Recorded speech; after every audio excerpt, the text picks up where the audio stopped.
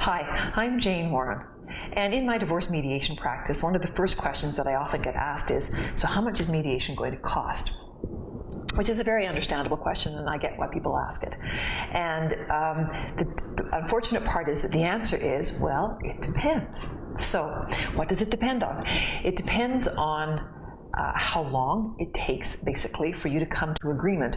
And what will impact how fast you can come to agreement the most are two things. One is the emotional willingness to actually come to agreement of both parties. And the second one is the complexity of your situation, particularly your financial situation, but sometimes it can be a complex children's situation as well. So the vast majority of couples that I see use somewhere between 6 and 10 hours of my time. Now that's not just in session time, because there's also documentation that needs to be written, but that gives you a good guide as to where the majority of people fall. Now there are some who are really, really quick. They tend to have no children and very few assets and in a very simple situation. And on the other hand, there are, a handful of people that take a long, long time to go through the process. Not only, I guess that would be the third element, would be that they just aren't in a big hurry, so they just literally take time, like they come back and see me once every 6 months and do another little bit of the process and a little bit of the process. So those are, but that's very unusual. So generally speaking, 6 to 10 hours of time will conclude the average mediation.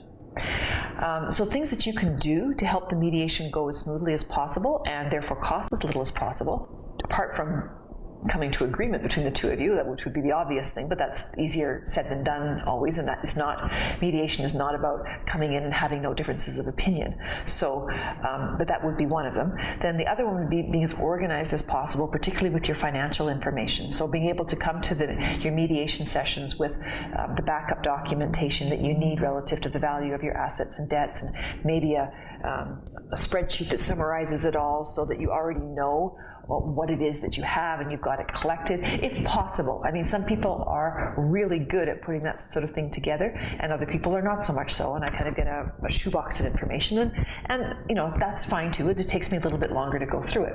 So if you're able to organize your financial information as best as possible, that's great as well. Then the other part of it is a question of how much are the two of you able and willing to actually talk about things outside of the mediation room.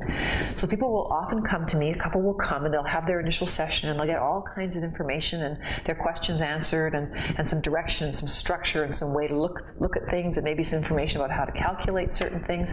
And then they'll go away and they'll have their own conversations and try to figure out what it is they want to do and what the options might be.